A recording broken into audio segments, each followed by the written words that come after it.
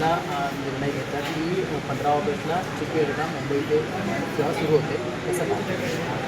बघा, आपल्या जिल्ह्यामध्ये विमानतळ असावं हे स्वप्न आदरणीय राणेसाहेबांनी पहिल्यापासून पाहिलेलं. त्याचं सत्यता पण उतरवलं. जेव्हा ते राज्याचे उद्योगमंत्री होते तेव्हा MIDC मार्फत हे आपल्या इकडे चिपी विमानतळाची स्थापना झाली आणि त्यानंतर आत्तापर्यंत आपल्याकडे अनियमित असे कधी फ्लाईट 4 महिने चालायचे, बंद व्हायचे, परत सुरू व्हायचे.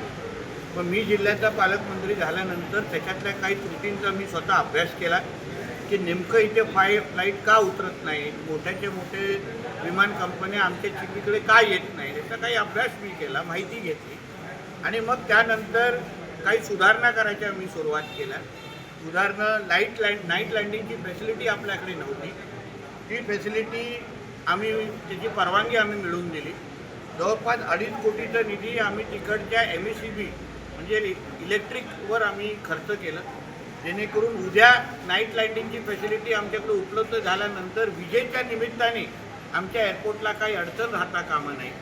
आणि म्हणून आपल्या इकडे चांगल्यातल्या चांगले विमान, मोठ्यातले मोठे विमान कंपनी उतरवण्यासाठी ज्या ज्या गोष्टी लागतील आता सगळ्या आपल्या एअरपोर्ट विमानतळाला उपलब्ध आहेत.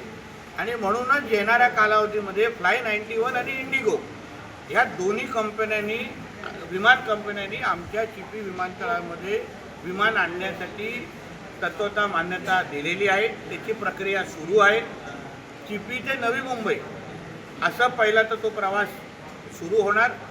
आता अंतिम टप्प्यात म्हणजे DGCAकडे जे काही प्रश्न उत्तरं पाहिजे होते ते सगळे DGCAकडे आम्ही माहिती पाठवलेली आहे. मला वाटतं कुठल्याही क्षणी ती परवानगी आपल्याला उपलब्ध होईल आणि चिपी ते नवी मुंबईचा हा जो विमान सेवा आहे ती लवकरात लवकर सुरू होईल. प्रवासी चिपी एअरपोर्ट हो, माझं टार्गेट आहे 15 ऑगस्ट.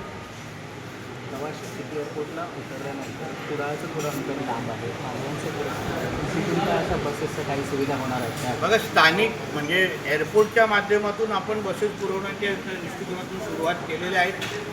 मी काही खाजगी कंपन्यांशी माझं बोलणं सुरू आहे, जेणेकरून जिल्ह्यातल्या तरुणांना पण मी आवाहन या निमित्ताने करेन, त्यांनी पुढे यावं.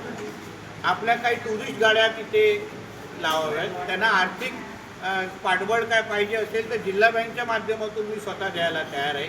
नाहीतर उद्या गोवा असेल, कर्नाटकच्या अगर गाड्या तिथे लागल्या आणि त्यांनी आपला हक्काचा रोजगार इथे काढून घेतलं तर मग परत इथे लोकांच्या तक्रारी तयार होतील. म्हणून जिल्ह्याच्या तरुणांनी पुढे यावं, टुरिस्टच्या गाड्या विकत घ्यावा. आम्ही आर्थिक पाठबळ देतो, जेणेकरून स्थानिक तरुणांना रोजगार आणि लोकांची आजच्या तारखेला जी काही गैरसोय होते ती दूर होईल. एक दुसरे म्हणजे मी बंदर खात्याचा मंत्री असल्यामुळे आम्ही आजूबाजूच्या काही जेटींचा अभ्यास केलेला आहे. चिपी विमानतळातून 5 किलोमीटरवर एक जेटी आहे. त्या जेटीवरून आपण मालवण, वेंगुर्ला, देवगड उदाहरण आज चिपीवरून मालवण शहराला जाण्यासाठी आपल्याला 1 तास 50 मिनटं लागतात. आम्ही ती जेटीचा विकास करतो आहे. काही आम्ही बोटीवाल्यांशी बोलतो आहे.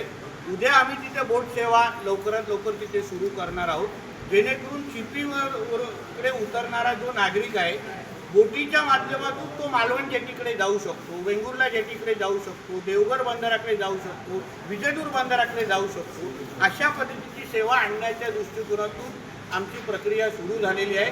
1 तास 50 मिनटं लागणारा वेळ तुम्हाला बोटीच्या माध्यमातून तुम्ही 14 मिनिटात तुम्ही मालवण शहरामध्ये पोचू शकता. म्हणून एकंदरीत एका बाजूला खाजगी वाहन चालक त्यांना सेवेसाठी आणि दुसरं बोट, अशा दोन्ही माध्यमातून चिपीला उतरणारे पर्यटक आणि नागरिक यांना सुविधा देण्याच्या दृष्टिकोनातून आम्ही पावलं उचलतो आहे.